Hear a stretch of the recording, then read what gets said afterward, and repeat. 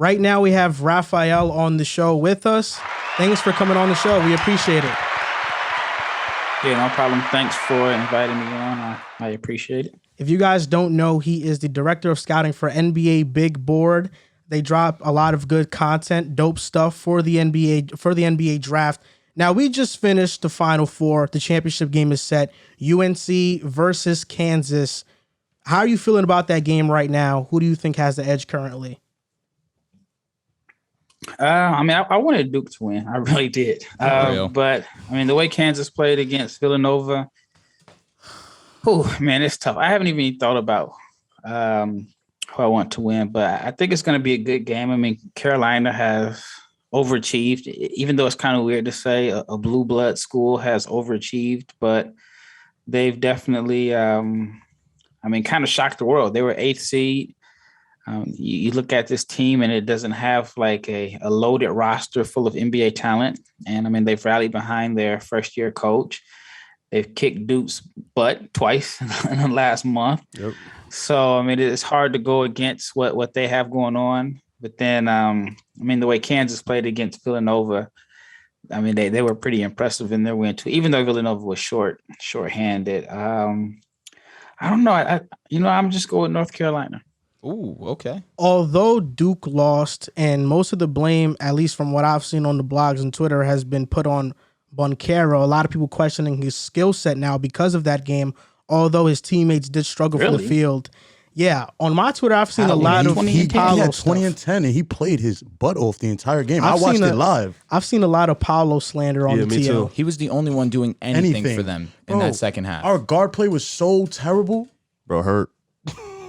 He's a Duke fan. I've been a diehard Duke fan my entire life, and watching us struggle like that against UNC was just hard. It was literally heartbreaking because we go into halftime with a 3-point lead. I'm calling everybody talk crazy.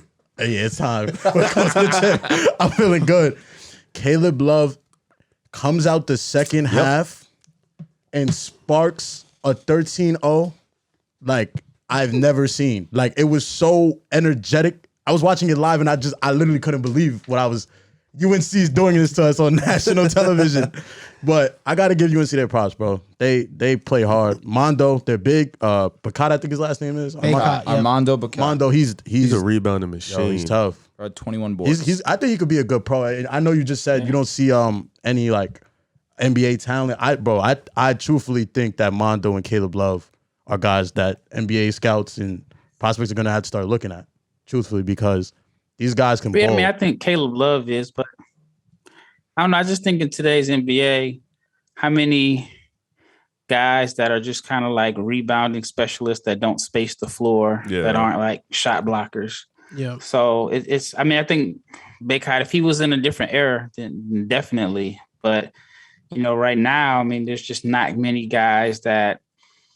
For example, is Bacot a guy that you can put on the floor in the playoffs? No, I think teams are just gonna put him in pick and roll. Yeah, I was gonna say I haven't seen out his in space, switchability. so that's why. Yeah, that's why these athletic guys that can at least move their feet out on the perimeter are getting more love than these old throwback bruisers. Yeah. But he's a perfect you never know. player. Yeah, for sure. Like, he's a perfect. Yeah, I think he's a perfect pro in 1997. It's just the game. With Caleb Love's rise, with Caleb Love's recent performances for UNC, how high do you think a team drafts him with these current performances he's having? I don't know. A smart team is going to go by the larger body of work. I want to say it was just like 2 or 3 games ago. I think in the Baylor game, for example, he was like 1 for 7 or 1 for 6. They benched him in that game. It was another game before that. What's that? They benched him in that game. Yeah. So I'm saying, like, was it RJ that took off? I what's that? I didn't. What game was that? RJ must have took off that game. Yeah, it was RJ Davis. That backcourt they have is ridiculous to me, at least in college, to see them do that. And I think NBA scouts are going to look at this duo, even though it's not a huge body of work. Scouts praise March Madness. They like to see what guys can do at the highest stage, and Caleb Love has been showing out. And I know he's had that tough game against Baylor, but he had his guy RJ to help him. And he probably didn't need to be that assertive and that dominant because he had his guy. But in nights where he needed to be, he did. He showed up. And against Duke, that's huge. Almost 30 on that stage. I think so. I mean, you got to remember he was 6 of 17 versus St. Peter's. So, I mean, it's just to acquire taste. I mean, remember Sebastian. But arguably, St. Peter's has the 4 best guards in the nation. Their guard rotation but they're not pros. They're not NBA players. Yeah, no. Okay, that's fair. Not NBA players. I mean, that's fair, but you got to go at what they're on the college level right now, right? So they're playing against the best guys at the college level, and St. Peter's arguably had the best 4-man guard rotation in the nation. So I know he struggled against St. Peter's. Did you know St. Peter's guards 2 weeks ago? I mean, I knew one. I mean, come on. Juju. Obviously not. I knew Juju. I knew Juju surely. But outside of that, no, we didn't. I think Caleb Love has had some pretty good performances, but when you look at his bigger body of work, he is an inefficient guard. He doesn't have the best size that translates to the NBA, and he's a volume scorer, and I don't know how he can translate to the NBA very well. Like I've seen some boards, they have him as a second round talent. I'm not sure where you have him, Rafael, as a first rounder, as a second rounder, late first rounder. I'm not sure where you have him. Could you give me some clarification on where he might fall on your board? Yeah, I think he's a late first round pick. I think he's definitely helped himself with the big performance. But I think overall, like if you're a scout, I mean, if you just go by how well a player played or how bad they played in the NCAA tournament, then I mean, realistically, almost every top prospect ended on a bad game. Yeah. I mean, Jabari was like 3 for 16. So we're judging him on his overall body of work, not his last game. While I think when somebody is hot, well, I guess it depends on whether you like the guy or not. If you really like him, then you're going to go by, oh, well, he played very well his last game. He deserves it. If you really like him, if he has a bad last game, then you're not judging it. But facts. I mean, you think about Shabazz Napier, for example. He rode that UConn championship into a first round draft position. LeBron tweeted Miami selects him in the first round.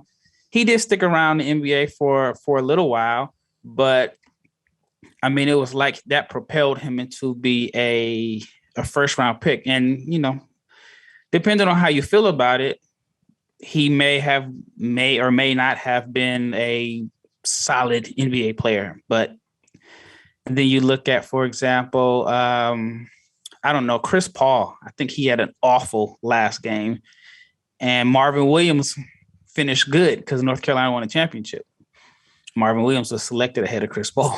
So no, I wasn't making the argument that I think you just got to go by the overall body of work. Yeah, I wasn't making the argument that, you know, you take the guy at face value from what he does in March. I was more saying that holds value, whether we like to agree to it or not. Like seeing Jaden Ivey hit that shot, even though he lost that game, and almost hit the second shot to send it to OT, definitely skyrocketed his stock. For surely. And even though You think so? I think so. I think he was top 5 regardless. What were we just looking at off camera? He was the number 1 prospect NBA, right now. I think DraftNet has him going to Orlando with the number 1 pick. He wasn't there before that shot. But I mean, I think that for most boards, he was 4th all year long on most boards. So I think certain guys like Chet. Well, if you like Chet, you felt like he did okay. If you didn't like him, you had your concerns. But I don't think there's nothing that he did in the tournament that moved him up or down most draft boards. Yeah, that's true. What do you feel about Chet? I have mixed feelings about him, and I respect you because my man Joel tells me you're that guy. You're a scout. You know what you're talking about, so I trust you. Give me a feel on Chet. I don't know what's going on. I don't know whether he's going to be a good pro. I don't think anybody does. Go ahead. Yeah, I don't think anybody does. I mean, he's such an interesting prospect, you know. I did some research, and there's nobody, no matter how skinny certain guys were, they weren't 7 foot 195. Like even Kevin Durant was like 215. Even like how much KG was like 215. 205, I believe. Porzingis was like 220. Oh, damn. Really? Yep. He wasn't no Yeah. 190. Oh yeah, for sure. He wasn't The thing is, 190. That's what these I'm guys saying. didn't have the ball hand other than KD, of course. KD's one of the best ball handlers. That's almost 7 feet But he's tall. a there natural is. guard. Absolutely. Yeah, Yeah. Chet's not a natural But guard. but Chet, at least he has the ball handling ability that he could take the ball up and down the floor. Like if you needed him to, if it's a break, he could do that. I don't expect him to do that in the league at all. All is probably strong. Depending on the team I that he think- goes to, he's going to be relied on in certain aspects more than other franchises for sure.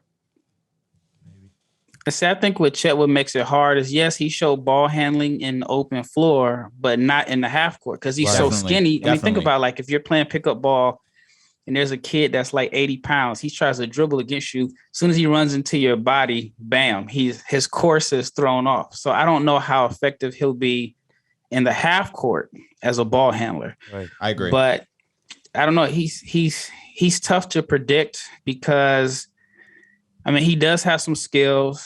He did like his stock skyrocketed when they went into their conference schedule, right? That's when everybody starts saying, oh my gosh, he's dominating. That's when they usually how went into their Gonzaga conference goes. schedule. What's that? That's usually how Gonzaga prospects go. Once they get into their conference, they dominate, and That's then what I mean. they go right up. Yeah. And so I don't think he hurt himself, but I don't think he helped himself in the NCAA tournament. And so when I watched Chet's film, like when they had their big matchups versus Duke versus Alabama versus Texas in the NCAA tournament, I can't say that he was the best player on Gonzaga's team. It was always Drew Timme. But I can't say there was a game where I felt like, dang, Chet rise to the occasion and he showed me how great he is on offense when they matched up against a really good team. So I'm kind of torn on him. I mean, I definitely have him as a top 3 pick. He's definitely worth whatever risk you have, whatever risk there is. I'm not too concerned about the injury. I just have concerns about how does he score in the NBA? Are you going to give him the ball in the post? No, not at all. So in college basketball, he scored most of his points shooting threes in transition or getting like offensive rebounds. But when he went against physical teams, he couldn't get those offensive rebounds. So he's definitely a polarizing prospect that, you know, there are a lot of concerns about. Who's your number one guy? Who do you have going number one? Carroll. I've been riding the Carroll bandwagon all year long. Smart guy. Yes, sir. He's 6'10", 250. He can score in the post. He's the only guy that I feel comfortable with between Chet and Jabari that I can say, all right, here's the ball. Go get me a bucket. Go make a play. I think like with Jabari, he can get you a bucket, but you got to run a play for him to get open to shoot a 3. Banchero's a better ball handler, the better passer. He's more NBA ready. And he made big plays throughout the tournament. You know, I mean, shoot, if they made their free throws, then he'd be in the championship game. So, yeah. But I mean, I've been high on Banchero, and I also think that he's not being used correctly. Yes. Just watching his high school film, he played a lot of point center, point forward. Yes. He can handle the ball. He can make plays. And I think with NBA spacing, he'll look a lot better. So I don't really see too many plays where Duke ran pick and rolls for him as the ball handler. So I think that it's kind of like Scotty Barnes in a sense. Scotty has been a way better pro in the NBA than he was in college because he had a creative coach that knew how to put the ball in his hands, allow him to play point sometimes, allow him to play the 5 sometimes. And I think a creative coach can get the same out of Banchero. And was that something that you projected with Scotty back at Florida State? Because everybody was surprised when he was the 4th overall pick and was picked ahead of Suggs.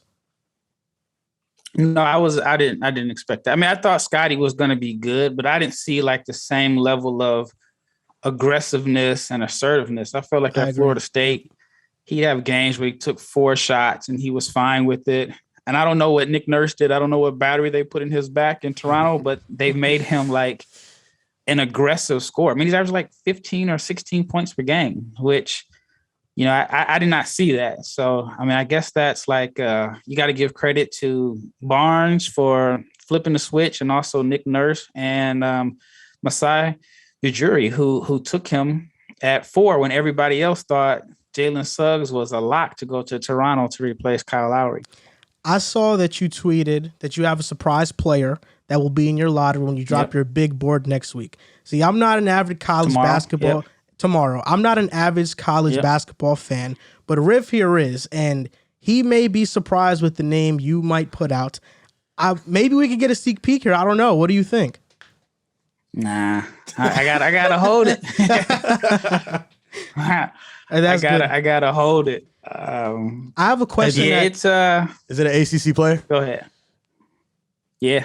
Oh, I think I know who it is. I'm not gonna say it, but I think I know who it might be. Your board drops tomorrow. You're saying? Yeah, it'll be on NBA Big Board. Okay. All right. Well, I'll tell you what. Our episode will be dropping tomorrow. So if you're feeling willing to share with us, we would appreciate that. I gotta. Nah, hold it. Go ahead, hold it. Matter of fact, here's the deal. I'll come back on to discuss it. Okay, that's fair. That's more than okay with us. That sounds good. I want to see Riv's reaction because I do this little funny thing that I do with Riv that whenever a player makes a good shot, I'm like, wow, man, he's a top 5 pick. And Riv just laughs. We went to the St. Peter's and UNC game, and Caleb Love hit a 3-point shot. I'm like, Riv, I think he's going top 5. And he just laughs. And he's like, oh my gosh, like Caleb Love isn't that type of prospect. I have a question for you that pertains to scouting because a lot of people want to be in your position, watching basketball for a living, going to different places and studying basketball. But me being a content creator, I know that it's not always glitz and glamour. Can you explain to some people that maybe want to get into that type of profession, you know, what really goes into scouting and how much work goes into being at the top of your game? That's a question I love to answer. And my story may be a little bit different than others. Like I wanted to be a scout, but you know, it's not like it's a job that you can go apply for. You can't like send in your resume on NBA Teamwork, whatever.com and get a job. So I just figured like, you know what, I got to do everything on my own. And I am a content creator. So that helped me out was I could create my own content. I designed my own website. I created all like my videos, and I'm even vlogging some of these experiences because I've been in Europe since November. But this is like my first time as a full-time scout. Like for the past few years, I did video projects for people. I did skills training, and then I just did like scouting kind of like on my own. I wasn't making any money, but this is the first year that it's turned into a profit, which took me, I don't know, I guess I started the website in 2016. So you can say 5-6 years. So one, you have to have the endurance to wait that long, right? So number two, and I was just talking to you guys about it offline. So I give you like an example. So this year I decided that I was going to move to Europe and spend the whole season over here scouting. Then my wife had just got married in November. She came with me and then found out that she's pregnant. So she decided that it was best to stay back home. Thanks. She decided that it was best to go back home so that way she can like have a consistent like doctor and you know, just felt like safer having a baby at home in the States, which is totally understandable. Luckily for me, I got a great wife who didn't say like, no, you need to be back with me. She understood what I was doing and just kind of decided like, okay, it's going to be tough being away, but pursue your dream, keep chasing it, and we'll see each other. So I go home once a month to attend all the doctor's appointments. So I go for a week. Depending on where I'm at, it's a 6 to 8 hour time difference. So I'll get used to being over here in this time difference. I'll go home for a week. My body has to try to adjust, and then I'll come back here. And then coming back here, if I want to watch a college basketball game, they come on at 1 o'clock in the morning or 3 o'clock in the morning. So the downside that people don't see, and it's a long-winded answer, is how bad it can like wreck your body, especially if you're trying to do both. Now, if I was only covering the international prospects, then I could just, you know, sleep normal hours. I don't have to pay attention to college basketball or know anything about the NBA, but my ambitious butt is trying to do both and I'm paying for it. with lack of sleep and being exhausted. But I tell people there's much harder ways to make a living than watching basketball. So I say this, if this is something that a person wants to do, I think you have to like be fully committed. You have to love it. I don't know if it's something that if you just like doing it, then I don't know if you'll last, because the traveling sounds glamorous, but in Europe, it's not like it is in the States. In the States, if you go to scout a tournament, it's usually in a major city. In Europe, it can be in the middle of nowhere. You got to figure out, how am I going to get there? Do I got to take a train? Do I got to take a bus? Language barrier has not really been an issue, but it's not as smooth sailing as you would think. Yeah, that's an amazing story. And you're totally right about having that ambition, especially for something like that. I mean, you're going from the US to now Europe. The schedule completely changes, your sleep schedule. And there are some games, college basketball games, that are big time games that you got to stay up for. Yeah. And there's so many prospects to cover. I know, like during last year, when we were doing the podcast, we were scouting a couple players, and that took a big toll on me, and just staying up and making sure I finish. And it can be tedious, and I respect your work a lot and you for doing it. And I'm glad that you're in the position you're in, because it's truly inspirational. Thanks. Yeah, I appreciate it, because, like, for example, I think the Duke Carolina game ended at like 5:00 a.m. here. Wow. So I ended up sleeping all day. And I'm one of those people, I feel lazy if I sleep past a certain time. But I woke up, half the day was over here. Then I have to like create content for NBA Big Board. I got a podcast to do. And then on Monday, I have to stay up and watch the championship game, which is probably not going to end until Lord knows when, because there's probably going to be a bunch of commercials and longer halftime and all that. Mm-hmm. So it's another day of kind of just sleeping during the day, and it just kind of throws your clock off. But speaking, I signed up for it, and I enjoy it. And on the championship game, is there anybody specifically that you're looking for on either side, like Kansas or North Carolina? Yeah, I'm looking at everybody. I definitely want to see what Love does, if he can ride this momentum that he has, because if you look at his tournament, it's been great game, bad game, great game, bad game. So I definitely want to see if he, kind of breaks that streak, or if he continues.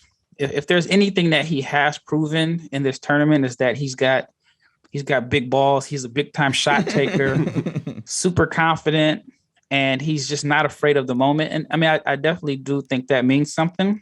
But overall, I think scouts are going to look at him and say, he shot, I think, like 37% from the floor this season. Ochai Agbaji, who played well. Christian Brown for Kansas. I think he's put himself in position to be considered as a first round pick. So definitely want to see those guys. And then, of course, Baycott. Hopefully he's healthy. I thought he was done. He ended up coming back in the game. So I want to see how that kind of shakes out. And then Jalen Wilson, I think, for Kansas is an intriguing prospect. May not have like the best numbers, but he's like a 4-man, has good size, decent passer. I definitely want to see him and see what he does, because he could be somebody that a team falls in love with his potential and think that, he's draftable. And last question before you go, we're going to have this debate later on in the podcast. Who is your rookie of the year? And side question, who is the best player that's a rookie currently? Okay, so I answered this question on the podcast before, and man, my mentions were it's so many people that have like a dog in the race or whatever the saying is. So I went with a co-rookie of the year. I took the easy way out. I went with Barnes and Mobley, simply because you had two teams that were in the top 5. They're in the playoffs, and I valued their winning and their role that they've played. Of course, Cade has come on really strong in the last few weeks. Then now you got the Jalen Green fans that are coming along, posting his stats. So I think that co-rookie of the year, Barnes, Mobley, best long-term prospect, Cade Cunningham. It would have been Josh Giddey had he not got hurt. No, it wouldn't have been. Josh was really, really good. I had open. watched Josh play live a few times, and I did not see him being as good as he was. I thought the player that he was this year, I thought that was like year 2 or year 3, but he came out the gates. So Joel, is he a hater also, or is just me? But you went to the extreme. He thought the same thing I thought. But you went to the extreme. What was the extreme? You said he wasn't going to be good. I just saw what I say. He'd be a good starter. I'm trying to figure out what I think. I said he'll be a good starter. Okay, what's wrong with that? No, he said more. I can't get it right now. Giddy? He said more. Yeah, Giddy. I wasn't Giddy. high on Giddy Because I picked him as my dark horse rookie of the year to win the award, and I got laughed at for that by Riff here. But yeah, and then until the injury, What's interesting about Giddy is, I mean, he was up there. I mean, but even then, I think Wagner's had a good year. I mean, this has been a really good class. But what's interesting about Giddy is, when I saw him play, I'm like, dang, like this dude is super slow. And he's the only guy that I've ever seen that is like super slow. I feel like I can beat him in a foot race that thrives in a fast up-tempo game. Like it's kind of weird that it's that combination, but at 6'8", I mean, he's such a gifted passer and confident passer. Like I love confidence. Like he is not afraid to whip a one-handed live dribble left-hand pass through the defense. And that's kind of why I want like Jalen Duren to go to the Thunder, because I think he'd really benefit from playing with a guy like Giddey that would get him some wide open looks and just a vertical lob threat to run the floor. But I like Giddey a lot. Yeah, that's a great comparison. We want to give you another shout out for coming on the show. You can check Rafael's stuff on NBABigBoard.com, I believe, or is it .net? .com. .com. Okay, I got it correct. NBABigBoard.com. And then I still have NBA Draft Junkies, which is kind of what got me started. And I look at it like this. NBA Draft Junkies is my baby. This is what I started. It's like my mixtape, right? So it's kind of like it's the warm-up. You're going to find me talk about a 16-year-old prospect. And NBA Big Board is my album. In your album, you got to make hits. So I got to talk about the guys that everybody wants to talk about. But NBA Draft Junkies it's like, I don't know, I imagine you guys are rap fans. It's like my Benny the Butcher. It's like my mixtapes. And now I got That's a good name. Album with NBA Big Board.